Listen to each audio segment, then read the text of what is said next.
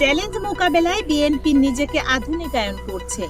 তারেক রহমান উল্লেখ করেছেন, সময়ের চাহিদা ও চ্যালেঞ্জ মোকাবেলায় বিএনপি সব সময় নিজেকে আধুনিকায়ন করেছে।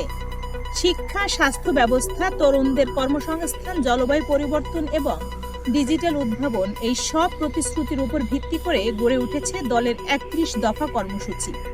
তিনি আরো বলেন, আগামী ফেব্রুয়ারি অনুষ্ঠিতব্য জাতীয় নির্বাচনকে সামনে রেখে বিএনপির লক্ষ্য এ দেশের প্রতিটি ভোটারের আস্থা নিশ্চিত করা। এজন্য দলের তৃণমূল থেকে শুরু করে সমাজের সকল স্তরের মানুষের সঙ্গে সংযোগ আরো দৃঢ় করছে দল। তাদের সাংগঠনিক কাঠামো গ্রাম থেকে কেন্দ্রে পর্যন্ত মজবুত করা হচ্ছে। এতে স্বচ্ছতা ও জবাবদিহিতা নিশ্চিত করা হবে।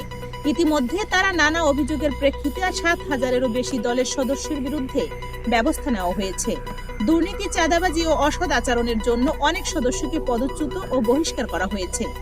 তারেক রহমান বলেন, শৃঙ্খলা কোনো দুর্বলতা নয়, বরং সেটিই আমাদের শক্তি। বিএনপি নিজেদের সদস্যদের দায়বদ্ধ করার মাধ্যমে প্রমাণ করেছে তারা সততার ব্যাপারে আন্তরিক। ক্ষমতার খেলা হিসেবে নয়, বরং সবাই অংশগ্রহণ করে গড়ে ওঠা একটি মহৎ ক্ষেত্র হিসেবে দেখতে চায়। তারেক রহমান আরো বলেন, বিএনপি জনগণের সঙ্গে সরাসরি সংযোগ ও যোগাযোগ আরো শক্তিশালী করছে। দলের নীতিমালা অন্তর্ভুক্তিমূলক, যাতে আরো বেশি নারী, তরুণ নেতা এবং পেশাজীবী অংশ নিতে পারে।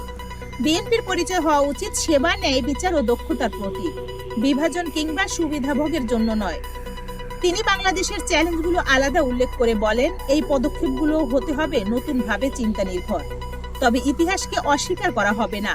শহীদ প্রেসিডেন্ট জিয়াউর রহমান বহুদলীয় গণতন্ত্র ফিরিয়ে এনে জনগণকে আশার আলো দেখিয়েছিলেন এবং দেশনেত্রী বেগম খালেদা জিয়া স্বৈরাচার ও ফ্যাসিবাদের বিরুদ্ধে আপোষহীন লড়াই করে গণতন্ত্র প্রতিষ্ঠা করেছেন। তারেক রহমানের বক্তব্যে উঠে এসেছে, নতুন যুগে বিএনপি দেবে সততা, তরুণ নেতৃত্ব এবং বৈশ্বিক প্রতিযোগিতার সক্ষমতা, যা রাষ্ট্র গঠনে গুরুত্বপূর্ণ ভিত্তি। দলের লক্ষ্য হলো শৃঙ্খলাবদ্ধ, ভবিষ্যৎমুখী ও আধুনিক বাংলাদেশ গড়ে তোলা। তিনি আরো বলেন, তরুণরা চায় বাস্তব সুযোগ, জনগণ চায় স্থিতিশীলতা, বিশ্ব চায় বাংলাদেশ হোক বিশ্বাসযোগ্য এবং সম্মানিত গণতান্ত্রিক রাষ্ট্র। এই প্রত্যাশাগুলো পূরণে বিএনপি দৃঢ় প্রতিজ্ঞ।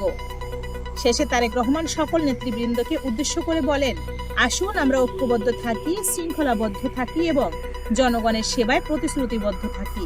আমি যেমন আপনাদের উপর আস্থা রাখি, আপনারাও আমার উপর আস্থা রাখুন, তাহলেই গণতন্ত্রের পথ আরো উজ্জ্বল হবে। এভাবেই বিএনপি নতুন যুগে নতুন প্রত্যাশায় দেশের গণতান্ত্রিক ও সামাজিক কাঠামোকে আরো শক্তিশালী করতে কাজ করছে। পরবর্তী আপডেট পেতে বিআইএম নিউজের সঙ্গেই থাকুন। দেখা হবে নতুন কোনো ভিডিওতে। ততক্ষণ ভালো থাকুন, সুস্থ থাকুন, নিরাপদে থাকুন। ধন্যবাদ।